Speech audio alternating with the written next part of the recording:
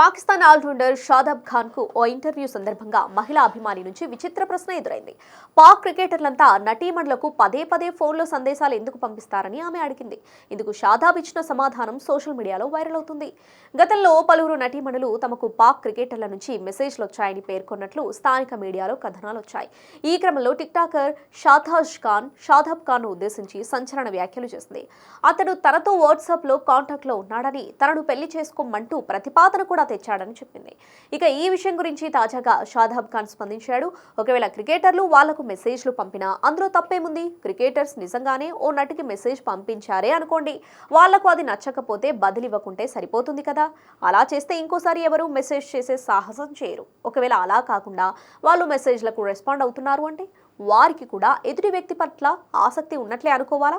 కొంతమంది నటీమణులు ఈ విషయం గురించి ఇటీవల చాలా పెద్ద పెద్ద మాటలు మాట్లాడారు. వారి వీడియోలు చూశాను, కానీ అందులో వారు చెప్పే ప్రతి విషయం నిజం కావాలని లేదు. కొన్నిసార్లు చిన్న విషయాన్ని కూడా పెద్దది చేసి అతిశయోక్తులతో వర్ణిస్తారు. అయితే ఇలాంటి వాటి వల్ల జట్టుపై పెద్దగా ప్రభావం పడదు అని షాదాబ్ ఖాన్ చెప్పుకొచ్చాడు.